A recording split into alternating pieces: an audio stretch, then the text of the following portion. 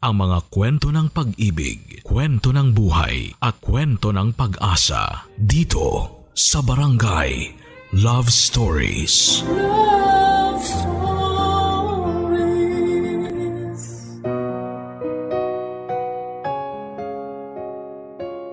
Sa ating pagpasok sa mundo, tayo raw ay unang makakaramdam ng kalinga mula sa ating mga magulang. Sa atin namang pagtanda, sinasabing ang anak naman ang magbibigay ng kalinga sa mga magulang. Ikaw kabarangay, bukod sa magulang mo, sino ang binigyan mo ng taus-pusong kalinga at sinong kumalinga sa iyo ng buong puso? Ang pagkalinga o pag-aalaga ay may kasamang pagmamahal at respeto. Sino man ang iyong kinakalinga ay makakaramdam ng seguridad dahil alam nila na ikaw ay nandyan para sa kanila. Ang pagkalinga ay hindi madadaan sa material na bagay kundi galing sa puso lamang. Ngayong araw ay mapapakinggan natin ang kwentong galing kay Mona, isang caregiver. Susundan natin ang kanyang paglalakbay nang siya ay mamasukan sa isang mabuting pamilya. Sa istorya ay mabubuo ang tanong na maswerte ba si Mona sa pagkakaroon ng mabuting pinaglilingkuran o maswerte ang kanyang aalagaan at pamilya nito dahil sa mahigit 100% kung siya ay mag-alaga. May mga tao nga na kahit kadugo na ay ayaw pa silang alagaan at kalingain. Ang pangangailangan na dapat ibinibigay ng mga taong mas malapit sa iyo ay minsan mas nanggagaling pa sa ibang tao na hindi naman natin kadugo. Dadaanan din ng istoryang ito ang hindi pagsuko ng bawat tauhan sa kanilang kanya-kanyang nais gawin at mangyari. Gaano man kahirap o gaano man katagal, hanggang gustong magawa ang nais ay mangyayari at mangyayari ito. Dear Papa Dudut, magandang araw po sa inyo at sa mga nakikinig. Ako po si Ramona, pero Mona na lamang po ang itawag ninyo sa akin. 25 years old na po ako at isa po kong stay-in caregiver dito sa Maynila. Nasa probinsya po ang mga magulang ko. Dito po ako nakakuha ng aalagaan sa Maynila kaya lumuwas po ako. Ang aalagaan ko po ay si Lola Mia. 80 years old na po siya at malakas pa naman si Lola Mia, kaya lang dahil sa edad niya minsan ay kailangan niya ng aalalay sa kanya. Gusto pa rin ni Lola na hanggat kaya niya, kikilos siya ng walang umaalalay. Sa pagluluto nga parang ang nangyayari, alalay niya lang ako dahil siya din naman ang gustong gumalaw sa kusina. Masarap pong magluto si Lola Mia kaya nga minsan ay parang nararamdaman ko na tumataba na ako. Bukod po sa edad ni Lola Mia, kaya sila kumuha ng caregiver ay wala din siyang kasama sa bahay. Ang apo niya na lamang po na madalas pang nadidestino sa ibang bansa, kaya hindi ko po ramdam na nagtatrabaho ako. Parang sinasamahan ko lamang po ang nanay ko at si Lola Mia naman ay parang apo din naman ang tingin sa akin. Masaya kami sa bahay kahit madalas kong makita si Lola Mia na biglang tatamaan ng lungkot. Ang ginagawa ko ay inaaliw ko kaagad siya. Madali naman pasayahin si Lola, Papa Dudut. Siguro po ay ayaw niya din nakikitang nag-aalala ko. Madalas ang kwentuhan namin ni Lola Mia, parang hindi kami nauubusan ng pag-uusapan. Ang maganda kay Lola ay alerto pa at matalas pa ang isip niya. Alam niya pag napag-uusapan na namin ang isang kwento. Papa Dudut, sisimulan ko po ang kwento ko sa araw na dumating ako sa bahay kung saan ako nagtatrabaho sa ngayon. At yung pagkakataon na nakausap ko po yung taong kumuha sa akin para mag-alaga kay Lola Mia.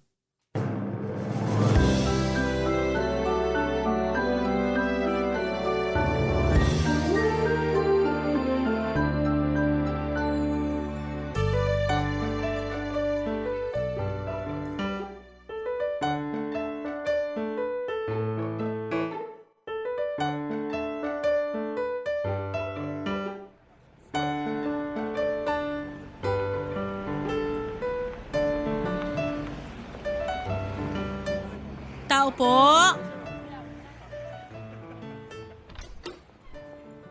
Sino yan? Si Ramona po. Bukas ang gate, pumasok ka na lang.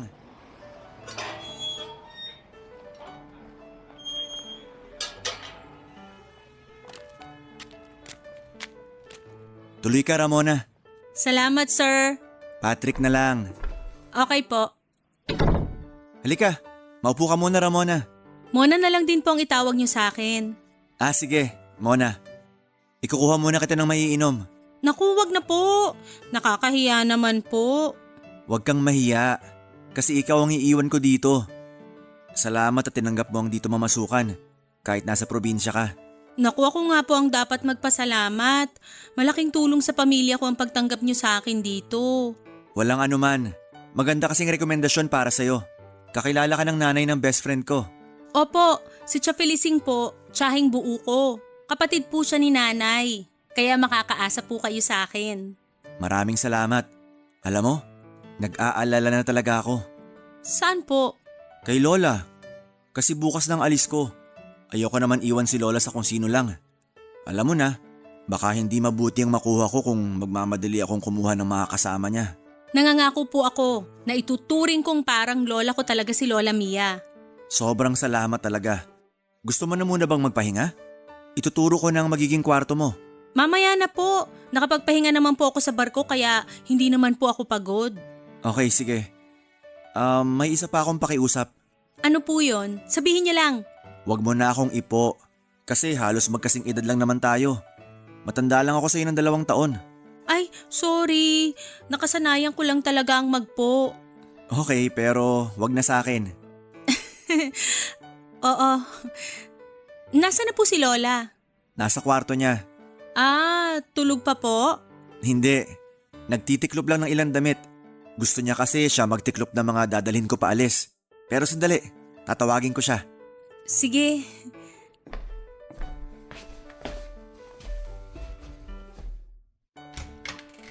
Lola? Oh, Halika na, Lola. Ipapakilala kita sa makakasama mo. nariyan na ba siya? Opo, kadarating lang. Ay tara na.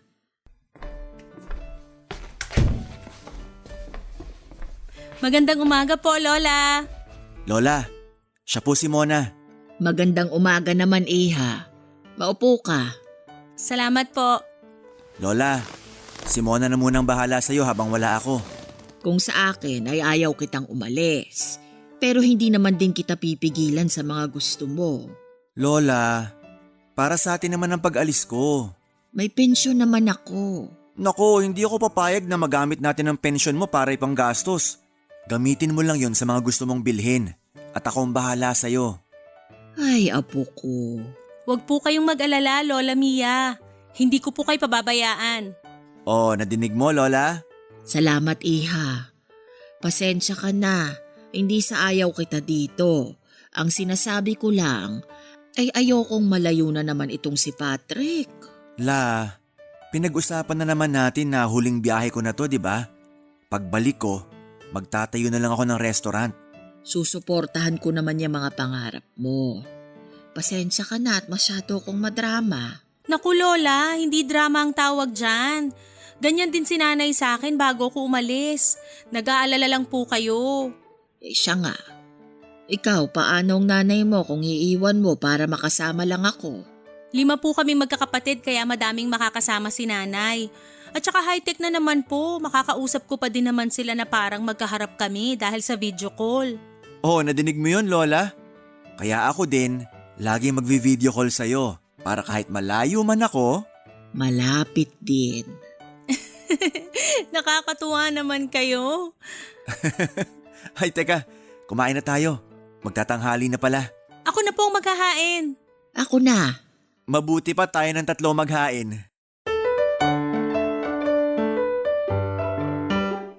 Masaya ang unang araw ng pagdating ko. Napakabait ng maglola. Madami kaming napagkwekwentuhan at nagtatawanan kami. Pero si Lola ay napapansin ko na biglang parang tatahimik. Sigurado na kaya siya gano'n ay dahil sa pag-alis ng apo niya. Hanggang sa dumating na nga ang kinabukasan, ang pag-alis ni Patrick. Kitang-kita ang lungkot sa mga mata ni Lola Mia. Naiiyak siya pero pinipigilan niya dahil ayaw niyang makita ni Patrick ang lungkot niya at baka mag-alala ito sa kanya. Hindi na kami naghatid sa airport at sasakay po muna kasi ng eroplano si Patrick papunta sa bansa kung saan nandoon ang barkong sasakyan niya. Kaya para hindi maapektuhan masyado si Lola Mia ay niyaya ko siyang magpunta sa plaza na malapit lang sa bahay nila. Papadudot, ibinilin sa akin ni Patrick na sa tuwing lalabas kami ay isasakay ko sa wheelchair si Lola. Palalakarin pag gusto niya. Pero pag napagod dapat ay balik sa wheelchair. Kahit nakangiti si Lola Mia ay ramdam ko pa din ang lungkot niya. Ayoko namang ipakita na apektado ako at baka lalo siyang malungkot. Si Lola na pala kasi ang nagpalaki kay Patrick simula nang magkasunod na mawala ang mga magulang nito. Isa lang ang anak ni Lola at si Patrick lang ang kanyang naging apo. Kaya mahigit kalahati ng buhay ni Lola ay sila na ni Patrick ang magkasama, Papa Dudut. Pangilang alis na rin ni Patrick yon. Nung unang alis niya ay naaalagaan si Lola Mia ng naging kasambahay nila dahil mas malakas pa si Lola noon. Noong pangalawang alis ni Patrick ay ganun din yung parehong kasambahay pa rin ang nakakasama ni Lola Mia. Pero nang umuwi si Patrick nung huli ay 6 na buwan na ang nakakalipas ay kinailangang umalis ng kasambahay dahil kinakailangan siya ng pamilya niya. Naisip din ni Patrick na dapat mas may alam na sa pag-aalaga ng may edad ang kunin niya dahil tumatanda na rin si Lola Mia. Matagal siyang naghanap ng tao na pwedeng makuha pero wala siyang nahanap. Kung may mga nasa shortlist man siya, malaki naman ang pag-aalangan niya. Kasi bigla siyang kinukutuban na hindi siya sigurado sa mga taong kanyang pinagpipilian. Kaya nga po nang irekomenda ako ng tiyahin ko na kaibigan naman ng nanay ng best friend ni Patrick ay hindi na siya nagdalawang isip, Papa Dudut.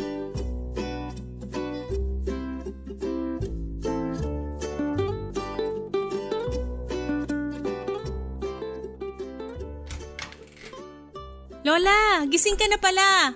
Naku, napahaba ata ang pagsisyesta ko. Tama lang po yan para mas malakas kayo. Anong oras na ba? 4:30 lang po. Naku, hapon na. Lola naman, sikat pa ang araw oh. Tsaka 3:00 lang kayo nakatulog kaya dapat sinapat nyo na 2 oras ang tulog. Naku, alam mo naman ako kahit kalahating oras na tulog parang bagong gasolinang kotse na lang ako uli eh. Parang kotse? Sige nga po, andar kayo. Brum brum. Ikaw talaga, Lola. Ay, teka, may kailangan po ba kayo? Tulungan mo lang akong makatayo dito sa kama nang makapag-inat ng katawan. Oh, hinay lang po ah. 1, 2, 3. Yeah! Ay, maiwan muna kita. Saan kayo pupunta? Tatakbo lang ako sa labas. Lola naman, nagbibiro. Ay bakit? Akala mo ba hindi na ako makakatakbo? Paano kayo tatakbo? Hindi po ba kotse kayo? Brum, brum. Hay Lola, hindi ka talaga pumapalyang mapatawa ko. Maganda ang tumawa palagi. Para hindi tumanda agad. Kita mo nga ako, mukhang bata pa hanggang ngayon. Ay oo naman po, hindi ako kukontra dyan. At higit pa doon, maganda pa rin. Ayan, inuuto mo na ako. Totoo po yun ah. Siguro po ang dami niyong manliligaw nung bata kayo. Isa lang ang nanligaw sa akin. Lola, okay ka lang? Ay oo. Naku, halika na nga't magluto na tayo ng hapunan. Maaga pa Lola, bakit bigla ka napaluto? O siya, tara na sa labas. Upo ka muna dyan Lola, aayusin ko lang tong kama mo. Muntik kong malimutan yan. Salamat. Lola naman, ano bang salamat? Dapat lang to at masaya ako sa mga ginagawa ko dito. Ay, oo nga pala Lola, tumawag si Patrick kanina. Anong sabi ng apo ko? Wala naman po. Sabi ko po kasi natutulog kayo, kaya tatawag na lang daw siya maya-maya. Ay, salamat naman. Ay, eto, siya na to. Hello? Hello, Mona. Gising na ba ang lola? Oo, eto siya. Lola, si Patrick. Apo ko! La! Kamusta kayo? Ayos naman ako, apo ko. Eto, alagang-alaga ako ni Mona. Salamat naman at maayos ka. Huwag kang mag-alala sa akin, apo ko. Hindi ako pinapabayaan ni Mona. Salamat, Mona. Naku, hindi na iba si Lola sa akin. Si Lola lang bang hindi na iba sa'yo? Ha? Dalawa lang naman kami dito. Ako, iba pa ba sa'yo? Si Patrick naman. Pilyo talaga ang apo ko na yan. Lola, sinisiraan mo ako ha? Nadinig mo ba ako? Lola, halos magkaharap lang tayo oh. Oo nga. Nakakatuwa talaga kayong maglola. Ganyan talaga kami. Namimiss na kita, Lola. Ako din, apo ko. Di bale, mahigit 2 buwan na lang naman eh. Magkikita na ulit tayo. Hinihintay ko ang araw na yon. Oh, Lola, nalulungkot ka na naman. Ayan na nga si Patrick ko. Oo nga la, ayaw mo na ba akong kausap? Hindi, apo ko. Eto, hindi na ako malungkot. Yan, malapit na naman ang 2 buwan. Ay, Lola, magsisimula ng trabaho ko. Tatawag na lang uli ako. Sige, apo ko. Mag-iingat ka palagi at magdasal, ha?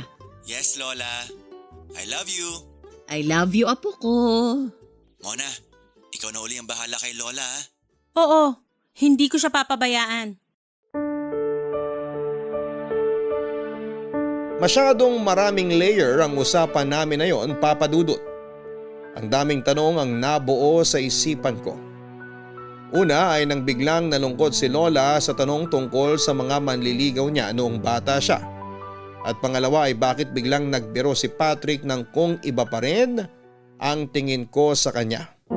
Pero mabilis ko na lamang din na nakalimutan yon. Pero nung gabi habang nagkwekwentuhan kami ni Lola ay siya naman ang nagbiro.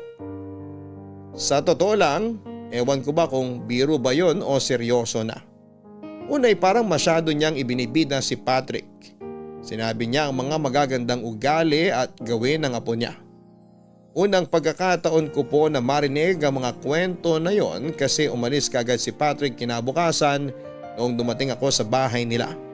Pangalawa ay hindi naman namin napag-uusapan masyado ni Lola Mia ang ganong mga bagay tungkol kay Patrick. Ewan kung bakit masyado naman akong apektado. Yun na nga po, tinukso po ako ni Lola kay Patrick na bakit hindi daw maging kami. Nakita ni Lola ang pagkabigla ko. Kaya agad siyang bumawi. Ayon sa kanya ay nasabi niya lang naman yon kasi gusto niya na ang mapapangasawa sana ng apo niya ay mabait na katulad ko. Pero sinabi niya din na hindi siya makikialam kung may iba akong minamahal o may iba mang minamahal si Patrick. Hindi niya raw ipipilit kung sakali kasi ayaw niya raw na mangyari sa amin ang nangyari sa kanila ng unang pag-ibig niya. Papa Dudut, hindi ko pa rin maintindihan kung ano ang ibig sabihin noong kwento ni Lola tungkol sa unang boyfriend niya. Ibig sabihin ay hindi lang ang lolo ni Patrick ang unang niyang boyfriend at parang hindi maganda ang paghihiwalay nila nito. Kaso sa sobrang lungkot ni Lola Mia ay hindi na niya naituloy pa ang kwento tungkol nga sa unang boyfriend niya. Hindi na din ako nag-osyosyo pa dahil naiyak si Lola. Natakot ako dahil baka masama sa kanyang malungkot ng sobra. Agad ko siyang nilapitan at niyakap. Pinilit ko siyang pakalmahin. Nakita siguro ni Lola na sobrang nag-aalala ako kaya naman siya na rin mismo ang nagkalma sa sarili niya. Pero napakalaking tanong noon sa isipan ko. Kaya nasabi ko sa sarili ko na gusto kong malaman ang tungkol doon.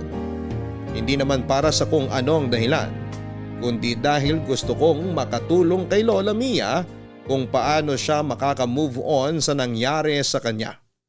Pero depende po yun kung gaano kabigat ang kwento sa likod ng mga lungkot ni Lola, Papa Dudut.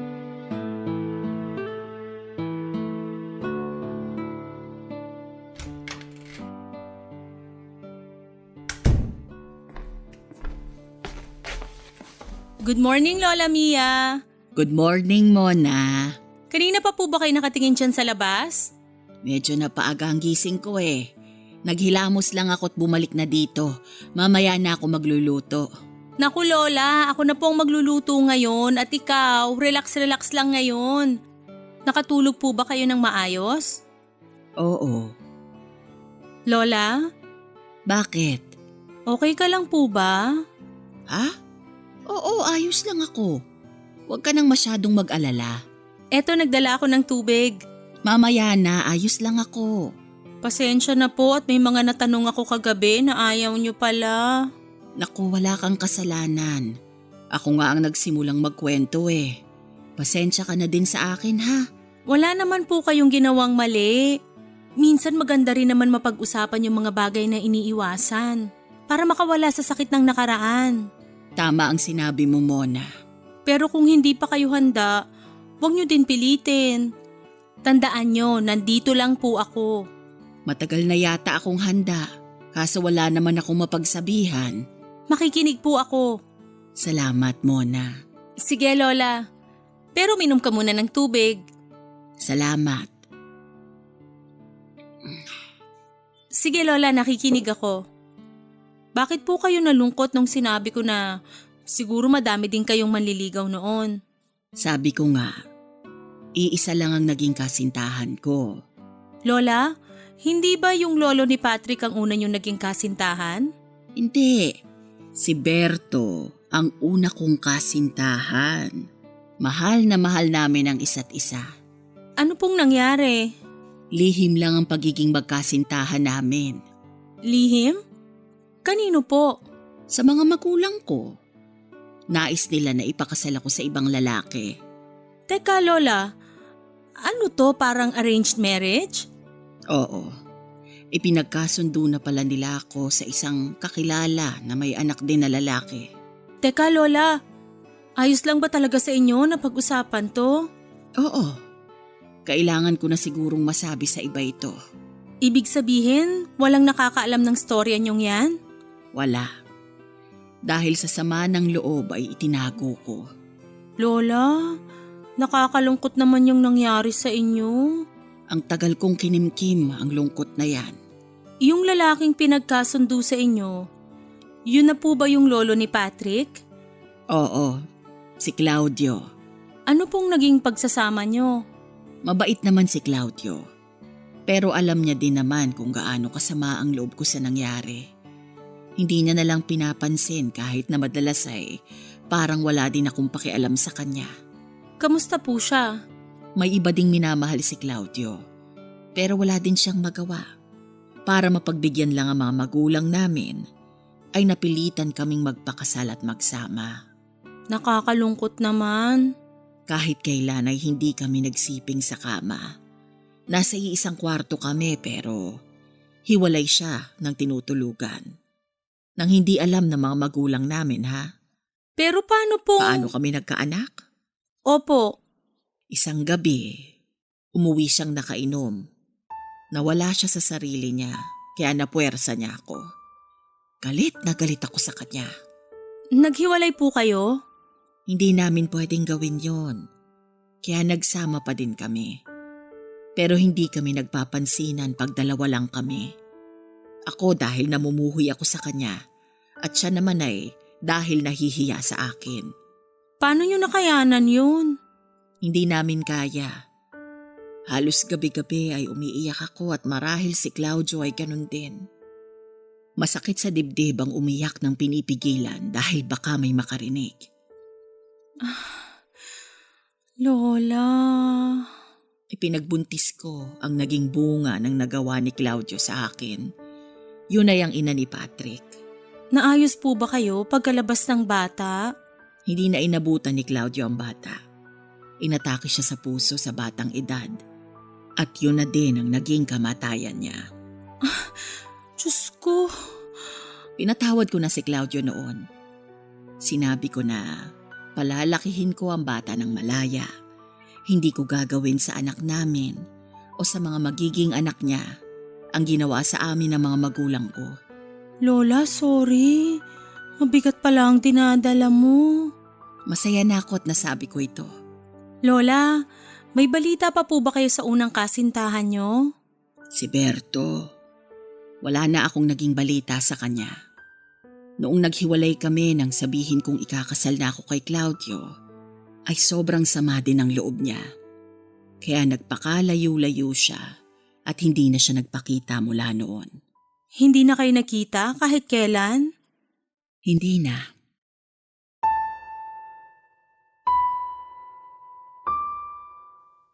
Papadudot niyakap ko ng mahigpit si Lola.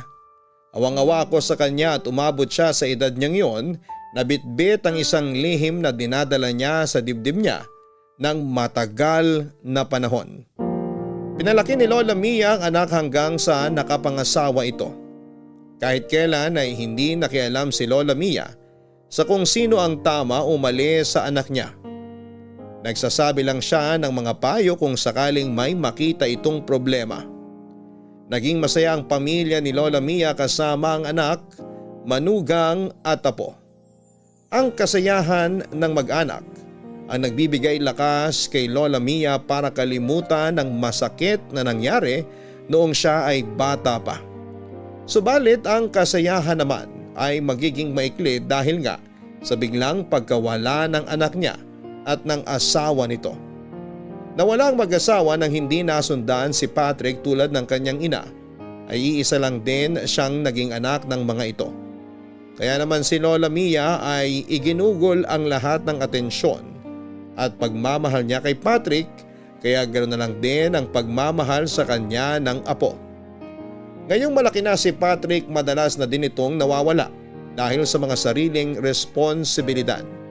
Kaya dahil sa madalas na nangungulila, ang mga kinalimutang alaala ni Lola Mia ay muling nagbabalik. Natatakot siya na bubuo na ng sariling pamilya ang apo at magiging mag-isa na lamang siya. Kaya naapektuhan na naman siya tungkol sa mapait na paghihiwalay nila ni Lolo Berto, ang unang pag-ibig ni Lola Mia.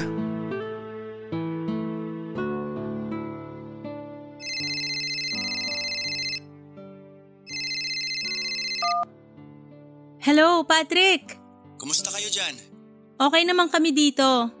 Si Lola, tulog ba? Oo eh. Sige, hayaan na lang muna natin siya magpahinga. Parang may extend ako ng 6 months dito. Kasi sayang eh. Ha? Pero baka malungkot ng sobra si Lola Mia. Bakit naman? 6 months lang naman. Kasi May nangyari ba? nagkakwentuhan kasi kami tungkol sa nakaraan. Nakaraan? Oo, nung kabataan niya. May alam ka ba sa kwento niya? Oo. Ang alam ko, maaga nawala si Lolo kaya nalungkot si Lola Mia. Pero hindi niya pinabayaan si Mami. Eh yung tungkol sa mas maaga pang kwento bago nawala yung lolo mo. Hindi ko maintindihan. Ibig kong sabihin, may alam ka ba bago sila nagpakasal ng lolo mo? Wala. Basta ang nakwento lang sa akin, yun nga. Inatake sa puso si Lolo bago pa man maipanganak si Mami. Ah, okay. Oo nga, ngayon ko lang naisip. Bakit hindi namin napag-usapan nung panahon na nanliligaw pa lang si Lolo sa kanya? Kasi hindi naman nanligaw ang lolo mo. Ha? Paanong hindi? Huwag mo sanang sabihin kay Lola Mia na naikwento ko sa'yo ha. May matagal na palang bitbit na bigat sa dibdib ang lola mo. Dahil sa naitanong ko, yun naikwento niya. Sa unang pagkakataon nakwento niya yung alaala na matagal na niyang kinalimutan. Anong tungkol doon? Anong alaala? Na ang lolo at lola mo, pinagkasundo lang ng mga magulang nila. Ganun ba? Ganun siguro dati, no? Sa palagay ko nga, Pero nagmahala naman sila ni Lolo matapos silang ipagkasundo. hindi eh. Nangyari na lang yung pagmamahala nung mawala na yung lolo mo. Dahil sa pangako ni Lola Mia sa lolo mo na hindi niya gagawin sa mami mo o sa'yo yung ginawa ng mga magulang nila. Nalungkot naman ako kina Lolo at Lola. Ay, sorry. Hindi ko na dapat kinwento. Hindi, ayos lang. Gusto ko pang malaman ng kwento. Pero nalulungkot ka? Normal na reaksyon lang yon. Pero may hindi pa ba ako nalalaman? Oo eh. Ano yun? Bago sila pinilit magpakasal ng lolo mo, May kanya-kanya na silang minamahal. Anong ibig mong sabihin? May boyfriend na iba si Lola at may girlfriend na iba si Lolo? Oo, kaya ganun na lang yung nangyari sa kanila. Ang kawalang pagmamahal sa isa't isa. Mona? Po! Gising na si Lola. Pasukin ko sa kwarto ha. Sige, kakausapin ko din. Pangako mo ha na wag mo munang sasabihin na nagkwento ko. Sigurado naman kukwento niya sa'yo yun. Oo. Siguro kaya hindi namin napagkwentuhan dati kasi gusto ni Lola masaya lang ako. Mona, may kausap ka ba? Opo Lola, kausap ko si Patrick. Ang apo ko. Hi Lola! Kumusta ka? Inaalagaan ka ba ni Mona? Nakukulang na lang kargahin ako at patulugin. Pinagtatawanan niyo akong maglola kayo ha? Biro lang. Ito kasing si Patrick eh. Oo. Bakit ako po? Hayaan mo na. Malayo ka naman dito. Hindi ka maaaway ni Mona. Ang kulit niyong maglola. Lola, ilang tulog na lang. Ano? Si Lola patay mali siya pa. Sabik na sabik ka na sa araw na yon. Huwag ka nang mainipla. Malapit na tayong magkita. Matagal pa yun. Lola naman, ilang tulog na nga lang. Oy, wag mo akong utuin ha. Ano ako, bata? Opo naman Lola. Sa edad niyong yan, ang bata pa kaya ng itsura niyo. Ako nga'y wag ninyong pinasasakay sa mga ganyan. Matanda na ako para mauto pa.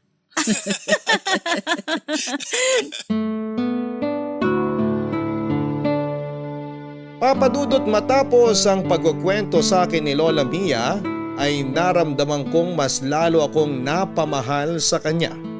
At ganon din siya sa akin, Papadudot. Dahil sa pagtitiwala niya sa akin ng kanyang kwento, Papadudot, alam kong nasabi ko kay Patrick ang kinuwento ni Lola Mia. Pero hindi ko iniisip na mali yun.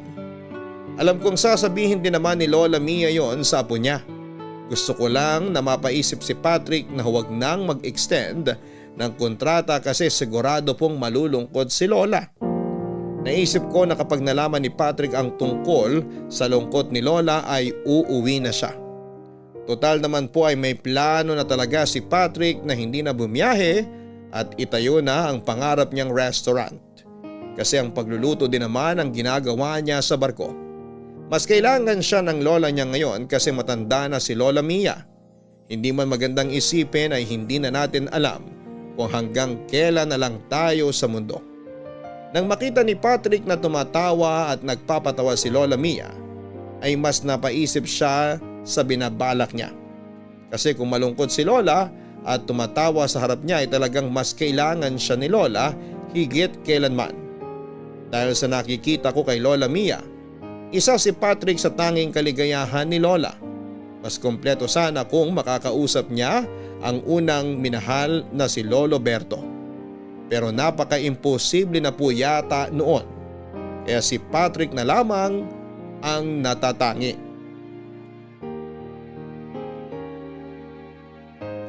Papadudot ng panahon na yun ay malapit nang magkita ulit ang maglola. Mas excited pa ako kesa sa kanilang dalawa. Kahit na hindi ko alam kung kakailanganin pa rin ba nila ang serbisyo ko o hindi na pag-uwi ni Patrick. Basta ang mahalaga sa akin ay ang maging mas maligaya si Lola Mia. Nakikita ko ang pananabik ni Lola Mia sa pagdating ni Patrick pero hindi ko din nalalampasang makita ang lungkot sa mga mata niya, Papadudot. Alam kong may gustong mangyari sa Lola Mia at yon ay ang maisara ang hindi magandang kabanata ng buhay niya. Yun nga po ay si Lolo Berto. Pero saan ko naman siya hahanapin? Sigurado naman ako na wala siyang social media account. Pero sa isang banda ay ang daming baka naman ang pumasok sa isipan ko. Naisip ko na baka naman ginawan si Lolo Berto ng social media account ng anak o apo niya. O pwede rin namang teki si Lolo Berto at gumawa siya ng sarili niyang account. Kaya naisipan ko na maganda siguro kung simplihan ko na lamang ng tanong minsan si Lola Mia tungkol sa buong pangalan ni Lolo Berto. Doon ako magsisimula sa paghahanap. Sabi naman ng kasabihan ay walang imposible kung gagawa ng paraan. Papadudot na buo ang plano ko. Magpapaka-detective ako. Hindi po ako nakakasigurado sa gagawin ko ng mga oras na yon kasi papaano po kung wala na pala si Lolo Berto. Pero buo na ang isip ko noon. Susubok pa rin ako.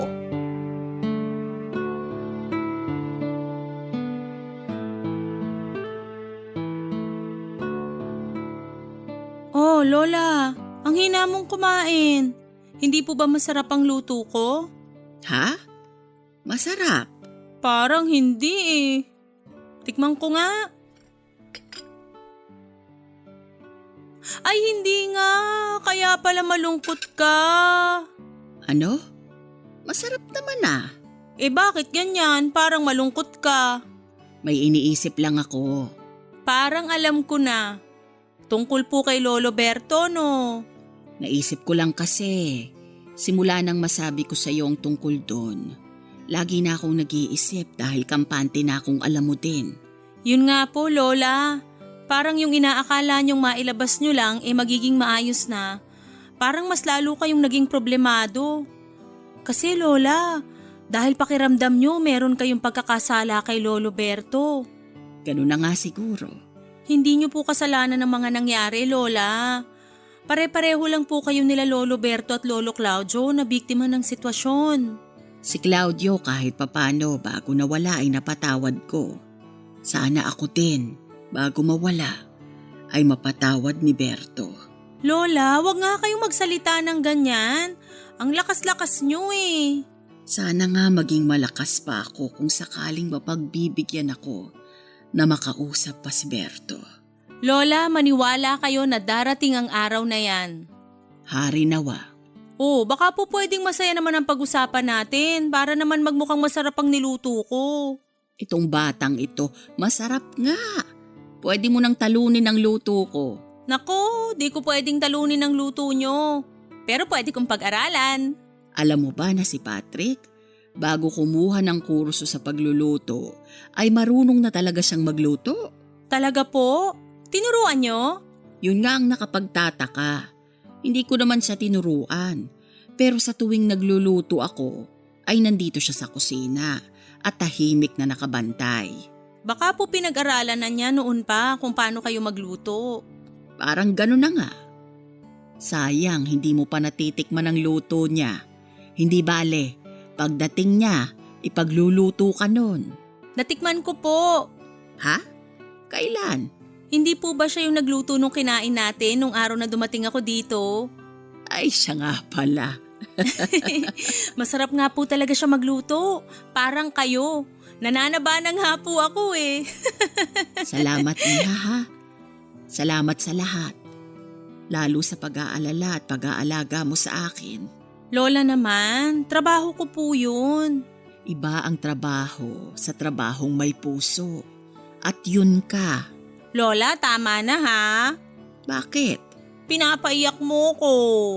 Totoo naman ang sinasabi ko. Lola naman eh. Kumain na nga lang tayo. Sige na nga. Ikaw, kanino ka natutong magluto? Sa amin po, dapat lahat marunong magluto, babae man o lalaki. Kasi po, toka-toka kami. Pag natapat ang pagluluto, siya ang magluluto. Ang iba ang maghuhugas, maglilinis, maglalaba, mamamlansya, at kung ano-ano pang gawaing bahay. Lahat yun nagagawa ninyong magkakapatid? Opo. Alam mo, napakaswerte talaga ng mapapangasawa mo. Magaling ka na mag-alaga, magaling ka pa sa gawaing bahay, kaya magiging magaling kang may bahay. Talaga po ba? Oo. Naku, ganyan din ang sinasabi ko kay Patrick. Napakaswerte ng mapapangasawa niya. Ay oo naman po. Pagluluto pa lang, swerte ng mapapangasawa niya. Kaya nga bagay kayo eh. Lola! Oh, wala akong ipinagkakasundo ha. Yun ay sa akin lang naman. Magiging masaya ko kung ang mapapangasawa niya ay tulad mo o ikaw mismo. Lola!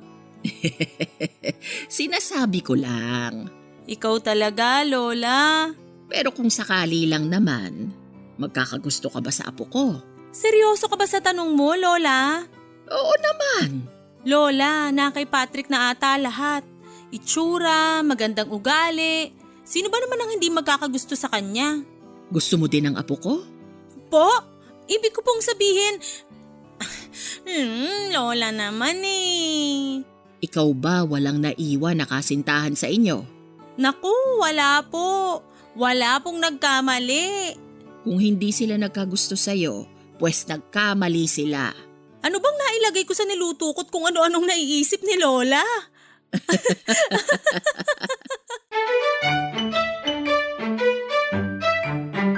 Papadudot magaling si Lola para siyang may switch. Pag napansin mo na malungkot siya ay bigla siyang sasaya at yung klase ng masaya na parang walang kasabay na lungkot. Pero para din siyang baterya. Pag naubos na ang charge ay mawawala na ng power. Kung masaya siya, makikita mong unti-unti siyang lumulungkot muli. Nakakatakot din ang sitwasyon ni Lola na ganon. Kaya kinausap ko na siya ng diretsyo. Sinabi ko sa kanya kung gaano ako nag-aalala sa kanya. Ang sinabi niya lang ay huwag siyang masyadong isipin dahil maayos naman siya. Tuwing nakikita kong nahihirapan si Lola Mia, ay mas nahihirapan ako kapag nakikita ko siyang ganon.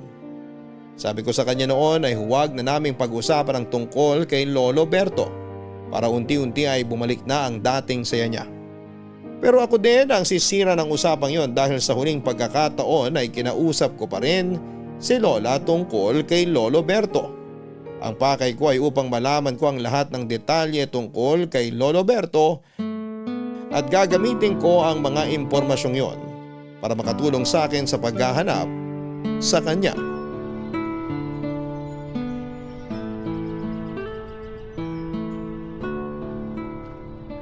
Okay ka lang, Lola? Oo. Komportable ka ba sa pagkakaupo mo? Naku, sabi ko naman sa'yo na hindi na natin kailangan itong wheelchair na ito. Lola, okay naman lumakad.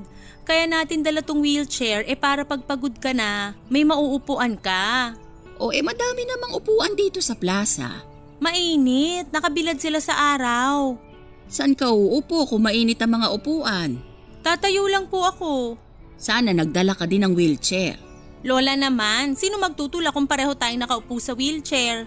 Uupuan lang naman. Bakit ka magpapatulak? Yan ang gusto ko. Nagpapatawa ka na uli. Ako ba ang nagpapatawa? Hindi ba ikaw? Hi Lola. Maganda ang panahon, no? Hindi masyadong mainit ang araw. Paano tayo maiinitan? Nandito lang tayo sa lilim ng puno.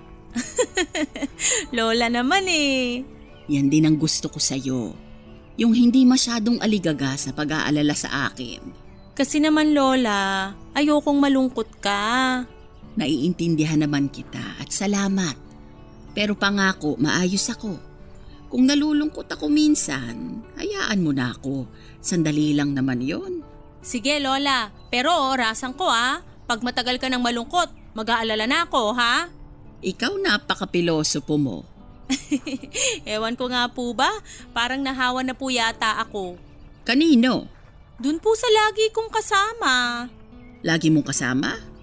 Wala naman akong nakikitang lagi mong kasama kasi lagi kang nasa bahay. Teka, ako ba ang sinasabi mo? Ay wala po akong sinasabi ha. Naku, kukurutin na talaga kita eh. Aray Lola! Ayan, may tumawag tuloy. Sino yan? Ay, si Patrick! Hello Patrick! Mona, kumusta? Ayos naman. Nasa labas ka ba? Oo, hulaan mo kung sinong kasama ko. Sino? Di ako. Lola! Bakit akala mo ba may ibang kasama si Mona? Akala mo may nanliligaw sa kanya? Lola! Lola talaga? Nandito kami sa plaza. Kumusta ka riyan? Kayong kumusta muna? Maayos pa din naman kami, walang nagkakasakit. Ay, mabuti naman. Huwag kang mag-alala sa amin dito. Hindi ako pinapabayaan ni Mona. Nako, excited na yang si Lola. Saan? Saan pa? Yung kalendaryo nga sa bahay punong-puno na ng ekis eh. Ekis? Oo, iniikisan ni Lola bawat magdaang araw para daw makita niya na palapit na ng palapit ang araw ng pag-uwi mo. Talaga ba? Ako pang pinagbibintangan nito ni Mona. Siyang naglagay ng X sa kalendaryo. Lola, utos mo kaya yun? Lola, may sasabihin nga ako tungkol sa pag-uwi ko. Ha? OMG Patrick, nag-extend ka pa na 6 months? Matagal ka pa uuwi. Akala ko hindi ka na mag-e-extend. Matagal naman masyado ang 6 na buwan pa. Sandali, hindi ako makasingit eh. Ang ibabalita ko, mapapaaga ako ng 1 linggo sa pag-uwi. Talaga? Oh, sabi ko sa'yo, Lola eh. Anong ako? Ikaw ang nagsabi na may extend pa siya.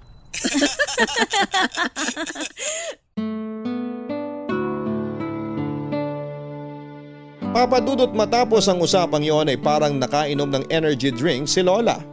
Gusto pa nga niya ako na umupo sa wheelchair at siya ang magtutulak.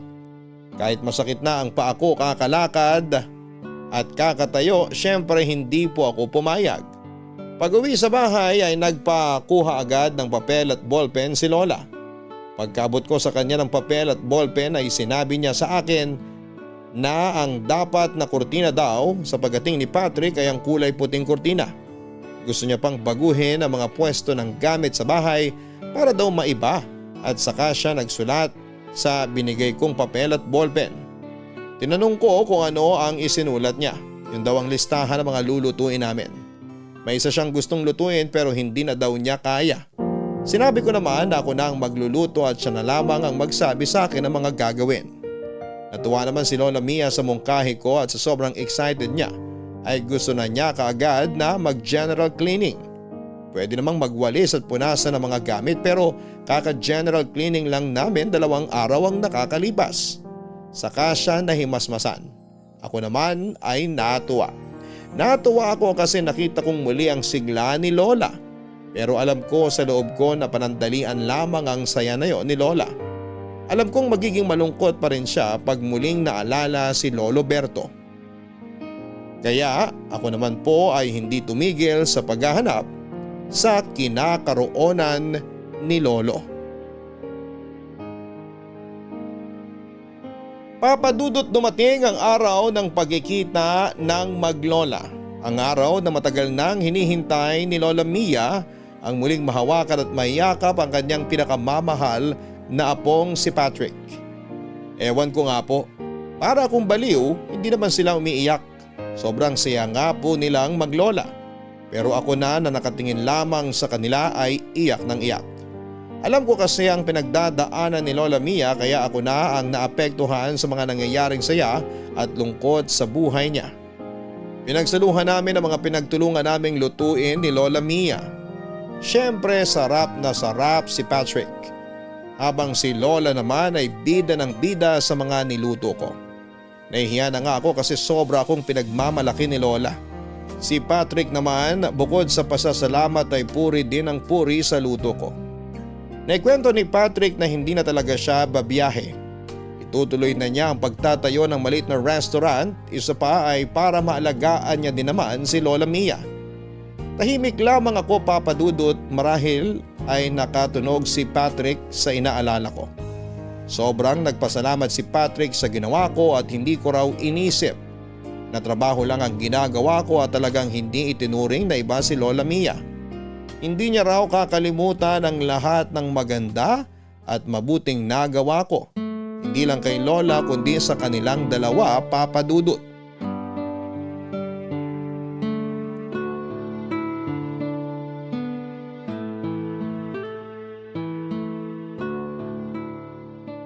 Mona, buo at taos puso ako nagpapasalamat sa iyo sa ginawa mo kay Lola. Naging kampante ako sa ibang bansa dahil alam kong minamahal mo din si Lola tulad ng pagmamahal ko sa kanya. Naku, hindi naman mahirap mahalin si Lola Mia. Nako, para akong babasagin na figurin kung ingatan niyang si Mona. Hindi ko alam kung paano sasabihin ang pasasalamat sa iyo. Sapat na sa akin yung tinanggap niyo ako dito at binigyan ng trabaho. Napakalaking tulong nun sa pamilya ko. Pero bukod sa sinusweldo ko, yung mabuting pagtanggap nyo ang mas importante sa akin. O na nga bang sinasabi ko eh. Ako Patrick, napakababaw ng luha niyang si Mona. Oo nga. Bakit ka umiiyak? Natutuwa lang ako.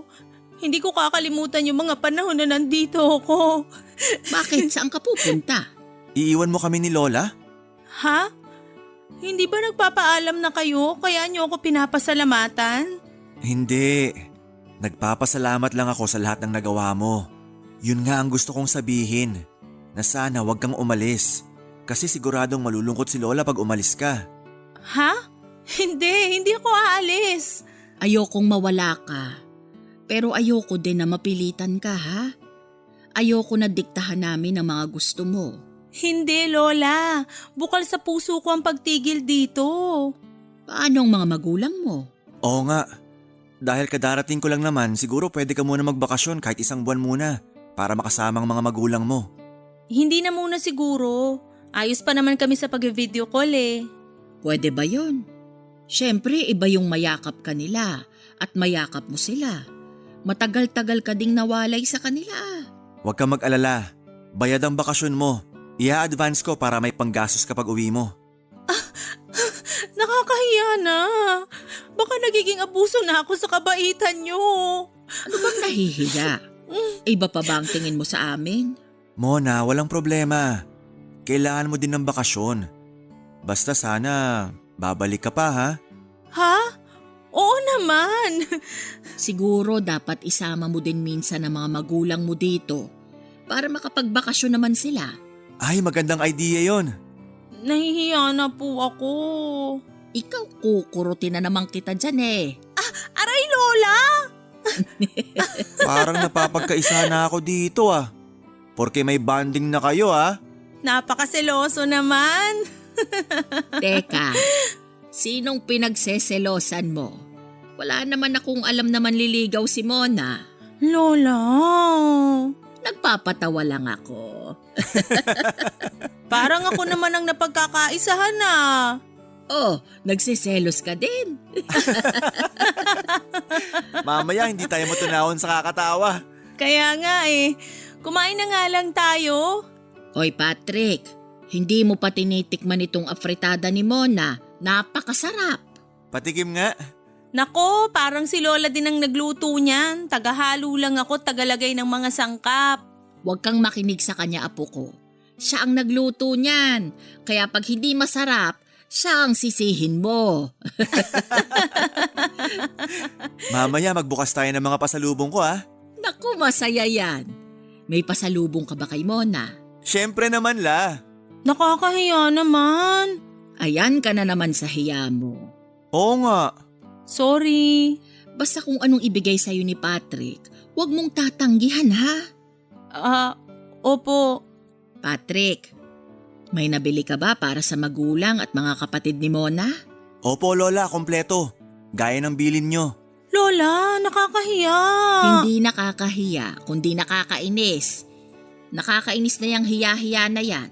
Parte ka na ng pamilya namin. Masaya nga ako at hindi na lang kami dadalawa. Baka sa akin ka lang nahihiya. Kasi parang okay naman pag kayo lang ni Lola eh. Hindi naman. Naku, nahihiya sa'yo yan. Bakit naman? Hindi mo kasi napansin na maganda ang damit niya at maganda ang ayos niya. Lola. Biro lang. Pero totoong maganda ka. O eto, tikman mo din itong paksiw na bangos.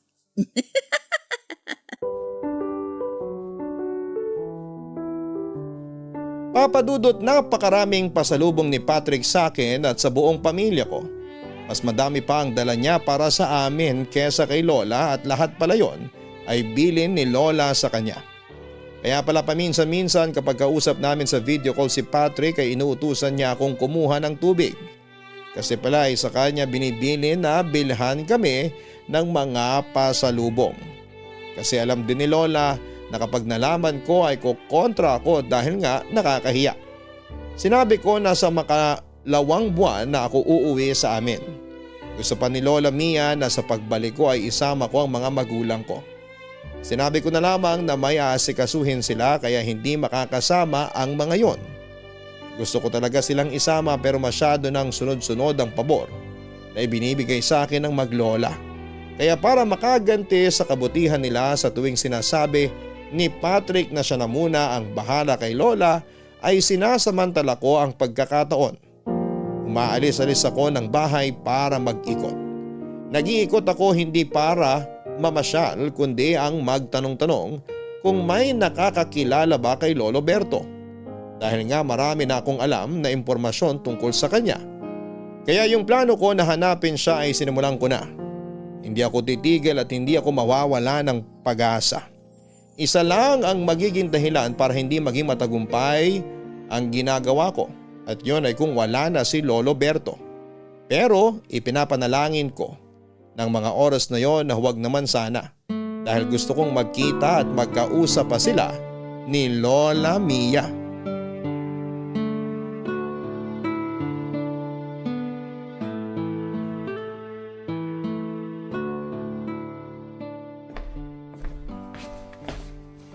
Oh, Mona, nakabalik ka na pala.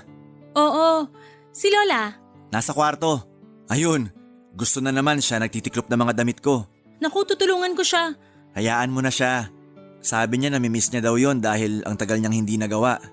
Oo nga.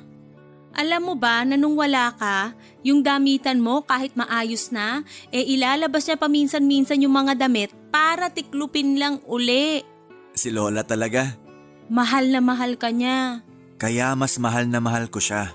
Kaya kaligayahan niya lang ang laging gusto ko. Yun nga sana yung sasabihin ko sa'yo. Ano yun? Nagbunga na rin yung matagal kong pag-alis-alis.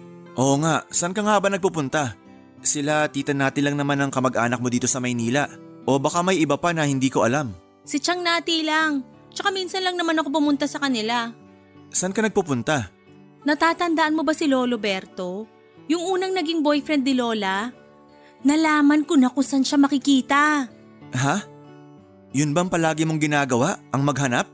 Oo, kaya pupuntahan ko siya bukas para makausap. Sasama ako. Pero gusto ko munang madinig kay Lola kung anong mararamdaman niya kapag nakaharap niya uli ang una niyang minahal. Sige, pero baka pwedeng ilihim na muna natin na pupuntahan natin si Lolo Berto. Baka pag sinabi natin sa kanya tapos hindi natin maabutan o mali pa lang impormasyon, baka masyado siyang umasa sa wala.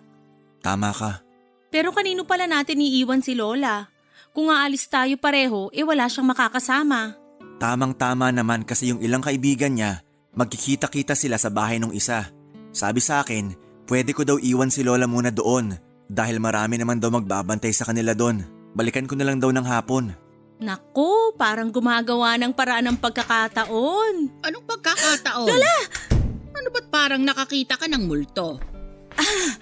Nagulat lang po ako kasi ang ganda niyo ngayon. Matagal na yan, ngayon mo lang napansin. Ikaw nga'y tigilan mo ako ng panguuto mo. Tapos ka na magtiklop, Lola? Hindi pa. Dapat dahan-dahan lang ang pagtitiklop para pag sinuot ay walang gusot. Saan kayo pupunta? Nauuhaw ako. Ay, ako na po ang kukuha ng tubig. Sandali po. Lola, upo ka muna sandali. Nagtitiklop ako sa loob. Sandali lang, may tatanong lang po ako. Batang ito oh. Ano ba yon at parang napakaseryoso mo naman? La, huwag kang magagalit kay Mona ha. Nakwento na niya sa akin ang tungkol kay Lolo Berto. Nasabi niya para mapigilan ako mag-extend pa sa trabaho ng 6 na buwan. Para sa'yo, Lola. Pasensya na apo ko at hindi ko nasabi sa'yo. Naiintindihan ko po. May tanong lang po ako. Kung sakaling makikita niyo po ba si Lolo Berto ngayon, ayos lang sa inyo? Apo ko, minahal ko din naman ang Lolo Claudio mo. Pero si Berto, gusto ko na lang makausap para humingi ng tawad sa mga nangyari sa amin noon. Pag nasabi ko na sa kanya ang nasa loob ko, ay magiging maluwag na ang aking damdamin. Huwag niyo na muna isipin yon. Hindi natin masasabi. Baka biglang dumating ang araw na yon. Hari nawa, apo ko. Hari nawa. Huwag ka nang malungkot. Lola, eto na tubig mo. Salamat, Mona. Ay maiwan ko na muna kayo't itutuloy ko na lang ang pagtitiklop ng damit. Ako na po magbibitbit niyang tubig. Itong batang ito, para namang napakabigat ng isang basong tubig. Huwag mo na akong alalahanin. Maiwan ko na muna kayo.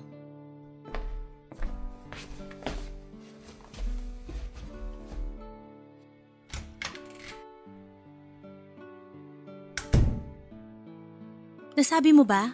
Oo. At tama ka. Gustong gusto niyang makausap si Lolo Berto. Ang tagal ko siyang hinanap. Sana pala sinabi mo noon pa na naghahanap ka para natulungan kita. Ayos lang, kasi hindi naman natin pwedeng iwang mag-isa si Lola. Oo nga.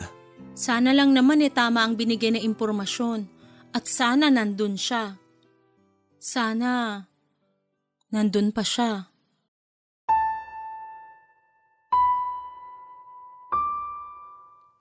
Papadudot kinabukasan pagkahatid namin kay Lola sa mga kaibigan niya ay dumiretso na kami sa address na binigay sa akin ang kinakaroonan ni Lolo Berto. Natuntun namin siya. Nandun pa siya sa lugar na yon, isang maliit na kwarto sa lupa ng kamag-anak niya. Maayos naman ang buhay ni Lolo Berto, may pension siyang natatanggap na siyang panggastos niya. Nakontento na lamang din naman siya sa maliit niyang kwartong tinitirhan. Dahil hindi naman niya kailangan ng malaking bahay dahil mag-isa na lamang din siya. Matanda na nang nakapag-asawa si Lolo Berto, kaya ang asawa niya ay hindi na kayang magdalang tao. Bukod pa doon ay maaga din siyang nabiyudo at simula noon ay nabuhay na lamang siyang mag-isa. Nagulat si Lolo Berto sa mga sinabi namin at sumama siya para makausap si Lola Mia.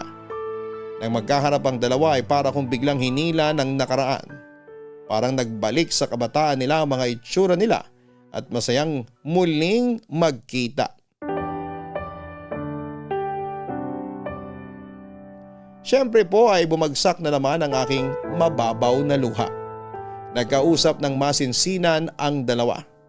Matagal na pala nilang napatawad ang isa't isa dahil hindi nila naipaglaban pareho ang pag-iibigan nila. Kinausap ni Patrick na doon na tumira si Lolo Berto para magkasama sila ni Lola Mia. Kinumbinsi din siya ni Lola Mia kaya sumang-ayon ito. Napakasayang tingnan ng dalawa, walang araw ang nasayang nang hindi sila masaya. Subalit ang buhay ay sadyang napakaikli. 4 na buwan mula nang magkasamang muli ang dalawa ay namaalam na si Lolo Berto at mahigit 1 buwan mula nang pagkawala ni Lolo Berto ay sumunod naman si Lola Mia. Sa sandaling yon, na muli silang nagkasama ay parang sapat na sa kanila para mabawi nila ang ilang dekada na hindi sila nagkita at nagkausap. Sa ngayon ay siguradong magkasama na din ang dalawa at masaya. Nang mawala na si Lola Mia ay nagpaalam na din ako kay Patrick. Sinabi ni Patrick na hindi ko kailangang umalis pero nakakahiya na dahil wala na akong dahilan pa para manatili doon. Si Patrick naman ay napakalaki na ng restaurant na itinayo niya. Ako naman ay nakapag-asawa ng isang caregiver din. Pareho kaming paalis papuntang ibang bansa.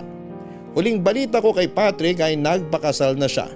Imbitado sana kami kaso ay nakalis na kami ng araw ng kasal nila. Salamat po Papa Dudut sa pagkakataon na may kwento ang istorya ni Lola Mia. Naway patuloy na maging daan ng Barangay Love Stories para maibahagi ang mga kwento ng pag-ibig, buhay at pag-asa ng lahat ng mga kabarangay natin. More power sa Barangay LS 97.1. Ang inyong forever kapuso at kabarangay, Ramona.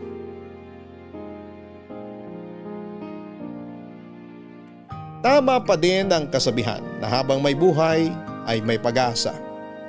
Ang kasabihang ito ay maaaring gamitin sa kahit na anong bagay na naghahanap ng sagot, ng solusyon, ng pangangailangan at ng muling pagkikita. Ilang dekada ang lumipas mula nang maghiwalay sina Lolo Berto at Lola Mia, pero ang tadhana na din ang gumawa ng paraan para sila ay muling magkita at ayusin ang bagay na matagal nilang tinitiis. Kaya tayo ay huwag agad panghinaan ng loob. Habang kaya pa natin at nakakakilos pa tayo ng tama at maayos, habang may lakas pa tayo ay huwag titigil na hanapin ang kailangan upang masarhan o muling maumpisahan ang hindi magandang paghiwalay. Iba't iba ang klase ng kalinga, kalinga ng magulang sa anak, ng anak sa mga magulang, kalinga ng magkakapatid. o ng magkarelasyon o kahit sa mga alagang hayop. Anumang klase ito ay iisa lang ang masasabi kong tama at totoo ba ang iyong pagkalinga at ito ay ang pagmamahal na sinasabi ng puso. Hanggang sa muli, ako po ang inyong si Papa Dudut sa mga kwento ng pag-ibig, buhay at pag-asa sa Barangay Love Stories number 1. Sabay-sabay nating pakinggan ang iyong kwento ng pag-ibig, buhay at pag-asa. Ipadala lang sa barangaylovestories@yahoo.com. Nagustuhan ng iyong napakinggan? Ituloy yan via live stream sa www.gmanetwork.com/radio. Ang mga kwento ng pag-ibig, kwento ng buhay at kwento ng pag-asa dito sa Barangay Love Stories. Love Stories.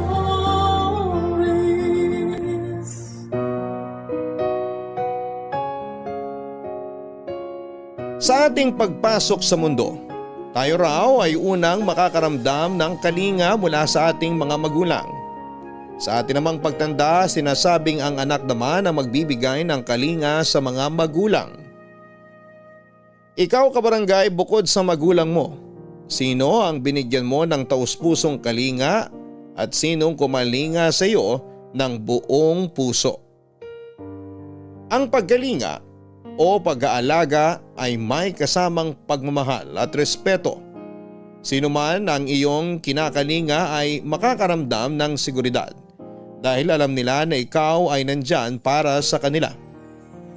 Ang pagkalinga ay hindi madadaan sa material na bagay kundi galing sa puso lamang.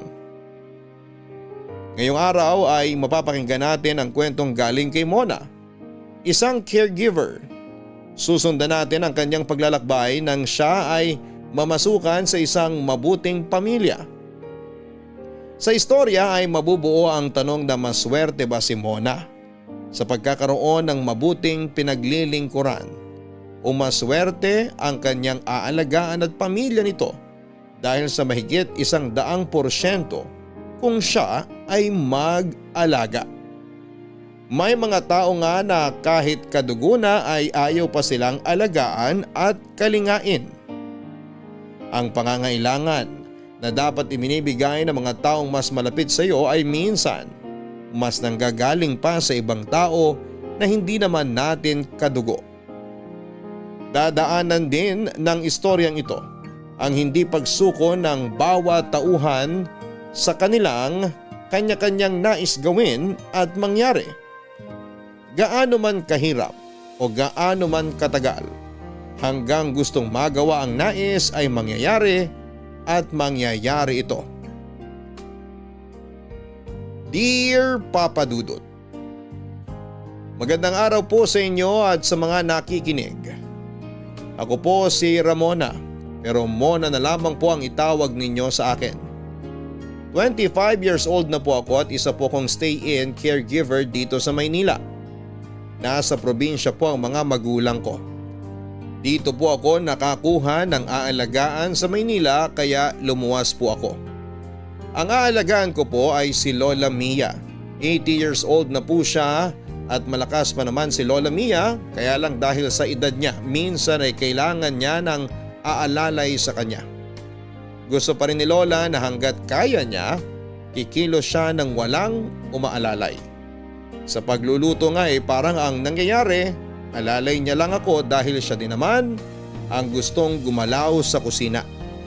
Masarap pong magluto si Lola Mia kaya nga minsan ay parang nararamdaman ko na tumataba na ako. Bukod po sa edad ni Lola Mia, kaya sila kumuha ng caregiver ay wala din siyang kasama sa bahay. Ang apo niya na lamang po na madalas pang nadidestino sa ibang bansa. Kaya hindi ko po ramdam na nagtatrabaho ako. Parang sinasamahan ko lamang po ang nanay ko at si Lola Mia naman ay parang apo din naman ang tingin sa akin. Masaya kami sa bahay kahit madalas kong makita si Lola Mia na biglang tatamaan ng lungkot. Ang ginagawa ko ay inaaliw ko kaagad siya.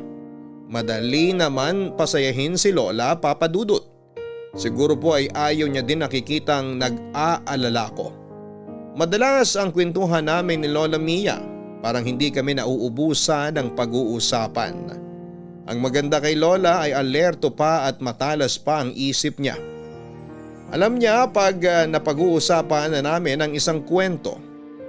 Papadudot, sisimulan ko po ang kwento ko sa araw na dumating ako sa bahay kung saan ako nagtatrabaho sa ngayon.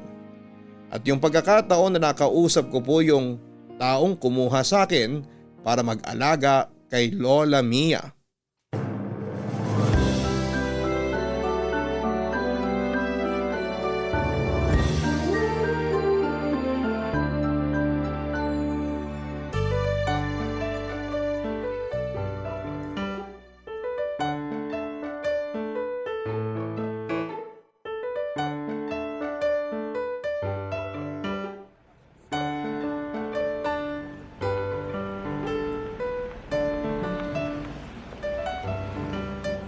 Tao po? Sino yan? Si Ramona po. Bukas ang gate, pumasok ka na lang.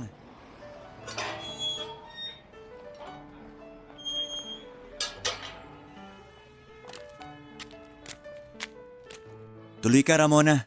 Salamat, sir. Patrick na lang. Okay po. Halika, maupo ka muna, Ramona. Mona na lang din po ang itawag niyo sa akin. Sige, Mona. Ikukuha muna kita ng maiinom. Naku, wag na po. Nakakahiya naman po.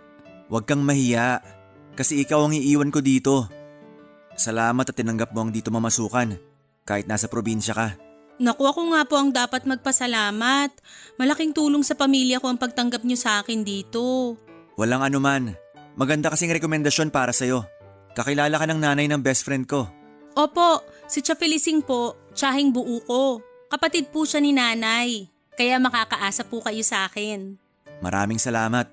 Alam mo, nag-aalala na talaga ako. Saan po? Kay Lola. Kasi bukas ng alis ko. Ayoko naman iwan si Lola sa kung sino lang. Alam mo na, baka hindi mabuti ang makuha ko kung magmamadali akong kumuha ng mga kasama niya. Nangangako po ako na ituturing kong parang lola ko talaga si Lola Mia. Sobrang salamat talaga. Gusto mo na muna bang magpahinga? Ituturo ko na ang magiging kwarto mo. Mamaya na po, nakapagpahinga naman po ako sa barko kaya hindi naman po ako pagod. Okay, sige. May isa pa akong pakiusap. Ano po yon? Sabihin niyo lang. Huwag mo na akong ipo. Kasi halos magkasing edad lang naman tayo. Matanda lang ako sa iyo ng 2 taon. Ay, sorry. Nakasanayan ko lang talaga ang magpo. Okay, pero wag na sa akin. Oo. Nasaan na po si Lola? Nasa kwarto niya. Tulog pa po? Hindi. Nagtitiklop lang ng ilang damit. Gusto niya kasi siya magtiklop ng mga dadalhin ko paalis. Pero sandali, tatawagin ko siya. Sige.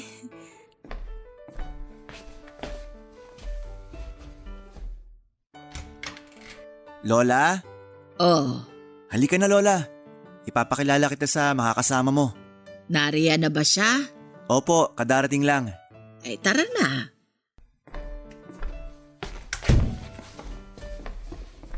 Magandang umaga po, Lola. Lola, siya po si Mona. Magandang umaga naman, Iha. Maupo ka. Salamat po. Lola, si Mona na munang bahala sa'yo habang wala ako. Kung sa akin ay ayaw kitang umalis. Pero hindi naman din kita pipigilan sa mga gusto mo. Lola, para sa atin naman ang pag-alis ko. May pensyon naman ako. Nako, hindi ako papayag na magamit natin ang pensyon mo para ipang gastos. Gamitin mo lang yon sa mga gusto mong bilhin.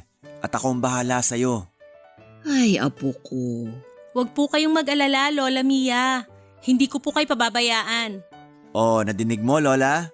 Salamat, Iha. Pasensya ka na. Hindi sa ayaw kita dito. Ang sinasabi ko lang ay ayokong malayo na naman itong si Patrick. La, pinag-usapan na naman natin na huling biyahe ko na to, di ba? Pagbalik ko, magtatayo na lang ako ng restaurant. Susuportahan ko naman yung mga pangarap mo. Pasensya ka na at masyado akong madrama. Naku, Lola, hindi drama ang tawag dyan.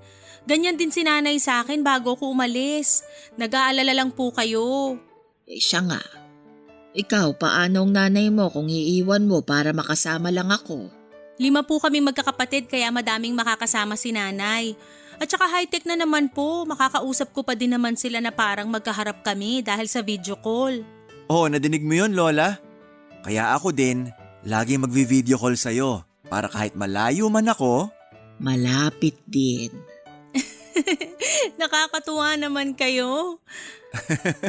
Ay, teka, kumain na tayo. Magtatanghali na pala. Ako na po ang maghahain. Ako na. Mabuti pa tayo ng 3 maghain. Masaya ang unang araw ng pagdating ko. Napakabait ng maglola. Madami kaming napagkwekwentuhan at nagtatawanan kami. Pero si Lola ay napapansin ko na biglang parang tatahimik. Sigurado na kaya siya gano'n ay dahil sa pag-alis ng apo niya. Hanggang sa dumating na nga ang kinabukasan, ang pag-alis ni Patrick. Kitang-kita ang lungkot sa mga mata ni Lola Mia. Naiiyak siya pero pinipigilan niya dahil ayaw niyang makita ni Patrick ang lungkot niya at baka mag-alala ito sa kanya. Hindi na kami naghatid sa airport at sasakay po muna kasi ng eroplano si Patrick papunta sa bansa kung saan nandoon ang barkong sasakyan niya. Kaya para hindi maapektuhan masyado si Lola Mia ay niyaya ko siyang magpunta sa plaza na malapit lang sa bahay nila. Papadudot, ibinilin sa akin ni Patrick na sa tuwing lalabas kami ay isasakay ko sa wheelchair si Lola. Palalakarin pag gusto niya. Pero pag napagod dapat ay balik sa wheelchair.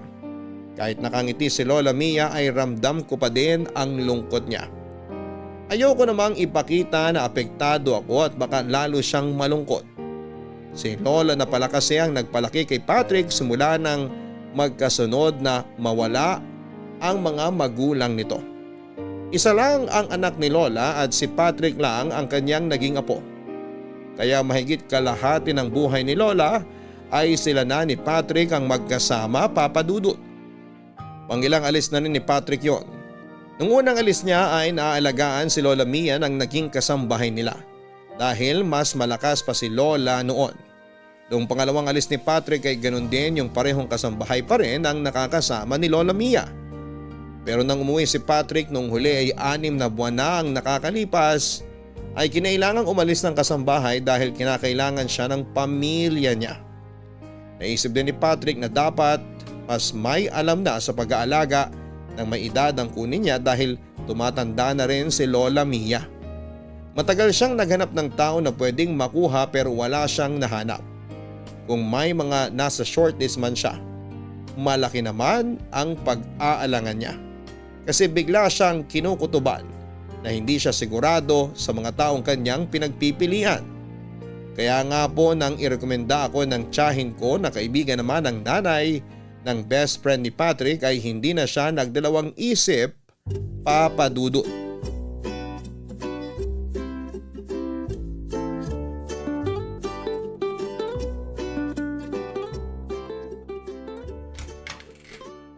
Lola, gising ka na pala. Naku, napahaba ata ang pagsisyesta ko. Tama lang po yan para mas malakas kayo. Anong oras na ba? 4:30 lang po. Naku, hapon na. Lola naman, sikat pa ang araw oh. Tsaka 3:00 lang kayo nakatulog kaya dapat sinapat nyo na 2 oras ang tulog. Naku, alam mo naman ako kahit kalahating oras na tulog parang bagong gasolinang kotse na lang ako uli eh. Parang kotse?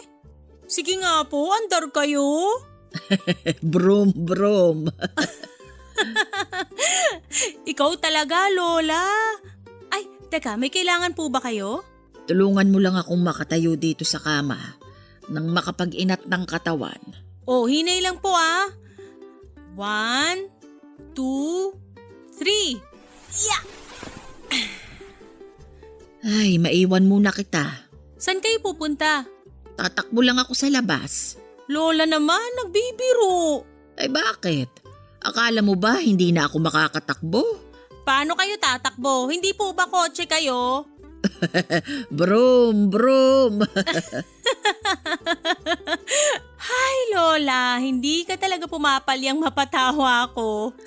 Maganda ang tumawa palagi para hindi tumanda agad. Kita mo nga ako, mukhang bata pa hanggang ngayon. Ay oo naman po, hindi ako kukontra dyan. At higit pa doon, maganda pa rin. Ayan, inuuto mo na ako. Totoo po yun ah. Siguro po ang dami niyong manliligaw nung bata kayo. Isa lang ang nanligaw sa akin. Lola, okay ka lang? Ay oo. Naku, halika na nga't magluto na tayo ng hapunan. Maaga pa Lola, bakit bigla ka napaluto? O siya, tara na sa labas.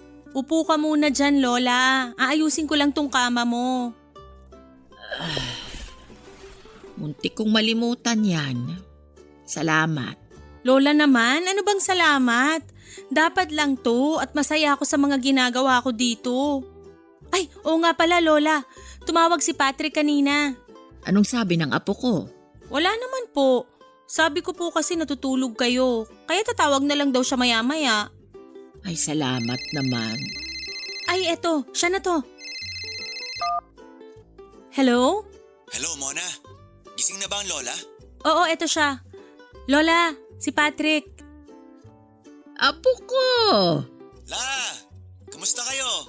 Ayos naman ako, apo ko. Eto, alagang-alaga ako ni Mona. Salamat naman at maayos ka. Huwag kang mag-alala sa akin, apo ko. Hindi ako pinapabayaan ni Mona. Salamat, Mona. Naku, hindi na iba si Lola sa akin. Si Lola lang bang hindi na iba sa'yo? Ha? Dalawa lang naman kami dito. Eh ako, iba pa ba sa'yo? Si Patrick naman. Pilyo talaga ang apo ko na yan. Lola, sinisiraan mo ako ha? Nadinig mo ba ako? Lola, halos magkaharap lang tayo oh. Oo nga. Nakakatuwa talaga kayong maglola. Ganyan talaga kami. Namimiss na kita, Lola. Ako din, apo ko. Di bale, mahigit 2 buwan na lang naman eh. Magkikita na ulit tayo. Hinihintay ko ang araw na yon. Oh, Lola, nalulungkot ka na naman. Ayan na nga si Patrick ko. Oo nga la, ayaw mo na ba akong kausap? Hindi, apo ko. Eto, hindi na ako malungkot. Yan, malapit na naman ang 2 buwan. Ay, Lola, magsisimula ng trabaho ko. Tatawag na lang uli ako. Sige, apo ko. Mag-iingat ka palagi at magdasal, ha? Yes, Lola. I love you. I love you, apo ko. Mona, ikaw na uli ang bahala kay Lola ha? Oo, hindi ko siya papabayaan. Masyadong maraming layer ang usapan namin na yon, Papa Dudut. Ang daming tanong ang nabuo sa isipan ko. Una ay nang biglang nalungkot si Lola sa tanong tungkol sa mga manliligaw niya noong bata siya. At pangalawa ay bakit biglang nagbiro si Patrick ng kung iba pa rin ang tingin ko sa kanya. Pero mabilis ko na lamang din na nakalimutan yon. Pero nung gabi habang nagkwekwentuhan kami ni Lola ay siya naman ang nagbiro. Sa totoo lang, ewan ko ba kung biro ba yon o seryoso na. Unay parang masyado niyang ibinibida si Patrick. Sinabi niya ang mga magagandang ugali at gawin ng apo niya. Unang pagkakataon ko po na marinig ang mga kwento na yon kasi umalis kagad si Patrick kinabukasan noong dumating ako sa bahay nila. Pangalawa ay hindi naman namin na pag-uusapan masyado ni Lola Mia ang ganoong mga bagay tungkol kay Patrick. Ewan kung bakit masyado naman akong apektado. Yun na nga po, tinukso po ako ni Lola kay Patrick na bakit hindi daw maging kami. Nakita ni Lola ang pagkabigla ko kaya agad siyang bumawi. Ayon sa kanya ay nasabi niya lang naman yon kasi gusto niya na ang mapapangasawa sana ng apo niya ay mabait na katulad ko. Pero sinabi niya din na hindi siya makikialam kung may iba akong minamahal o may iba mang minamahal si Patrick. Hindi niya raw ipipilit kung sakali kasi ayaw niya raw na mangyari sa amin ang nangyari sa kanila ng unang pag-ibig niya. Papa Dudut, hindi ko pa rin maintindihan kung ano ang ibig sabihin noong kwento ni Lola tungkol sa unang boyfriend niya. Ibig sabihin ay hindi lang ang lolo ni Patrick ang una niyang boyfriend at parang hindi maganda ang paghihiwalay nila nito. Kaso sa sobrang lungkot ni Lola Mia ay hindi na niya naituloy pa ang kwento tungkol nga sa unang boyfriend niya.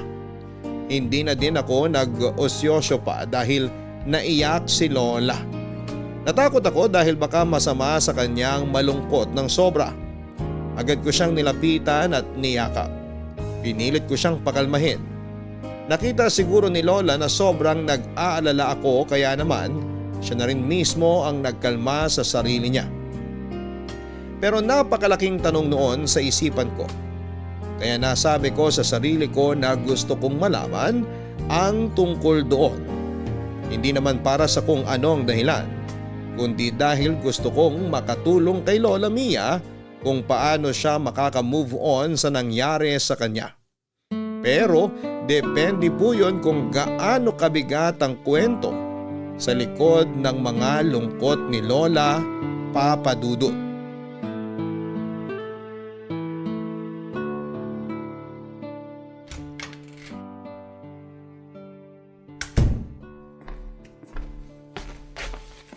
Good morning, Lola Mia. Good morning, Mona. Kanina pa po ba kayo nakatingin dyan sa labas? Medyo napaaga ang gising ko eh. Naghilamos lang ako at bumalik na dito. Mamaya na ako magluluto. Naku Lola, ako na po ang magluluto ngayon at ikaw, relax-relax lang ngayon. Nakatulog po ba kayo ng maayos? Oo. Lola, Bakit? okay ka lang po ba? Ha? Oo, ayos lang ako. Huwag ka nang masyadong mag-alala. Eto, nagdala ako ng tubig. Mamaya na, ayos lang ako. Pasensya na po at may mga natanong ako kagabi na ayaw nyo pala. Naku, wala kang kasalanan. Ako nga ang nagsimulang magkwento eh. Pasensya ka na din sa akin ha. Wala naman po kayong ginawang mali. Minsan maganda rin naman mapag-usapan yung mga bagay na iniiwasan para makawala sa sakit ng nakaraan. Tama ang sinabi mo, Mona. Pero kung hindi pa kayo handa, huwag nyo din pilitin. Tandaan nyo, nandito lang po ako. Matagal na yata akong handa, kaso wala naman akong mapagsabihan. Makikinig po ako. Salamat, Mona. Sige Lola, pero minom ka muna ng tubig. Salamat. Sige Lola, nakikinig ako. Bakit po kayo nalungkot nung sinabi ko na siguro madami din kayong manliligaw noon? Sabi ko nga, iisa lang ang naging kasintahan ko. Lola, hindi ba yung lolo ni Patrick ang una niyong naging kasintahan? Hindi, si Berto ang una kong kasintahan. Mahal na mahal namin ang isa't isa. Ano pong nangyari? Lihim lang ang pagiging magkasintahan namin. Lihim? Kanino po? Sa mga magulang ko. Nais nila na ipakasal ako sa ibang lalaki. Teka Lola, ano to, parang arranged marriage? Oo. Ipinagkasundo na pala nila ako sa isang kakilala na may anak din na lalaki. Teka Lola, ayos lang ba talaga sa inyo na pag-usapan to? Oo. Kailangan ko na sigurong masabi sa iba ito. Ibig sabihin, walang nakakaalam ng storya niyong yan? Wala. Dahil sa sama ng loob ay itinago ko. Lola, nakakalungkot naman yung nangyari sa inyo. Ang tagal kong kinimkim ang lungkot na yan. Yung lalaking pinagkasundo sa inyo, yun na po ba yung lolo ni Patrick? Oo, si Claudio. Ano pong naging pagsasama nyo? Mabait naman si Claudio. Pero alam niya din naman kung gaano kasama ang loob ko sa nangyari. Hindi niya nalang pinapansin kahit na madalas ay parang wala din akong pakialam sa kanya. Kamusta po siya? May iba ding minamahal si Claudio. Pero wala din siyang magawa. Para mapagbigyan lang ang mga magulang namin, ay napilitan kaming magpakasal at magsama. Nakakalungkot naman. Kahit kailan ay hindi kami nagsiping sa kama.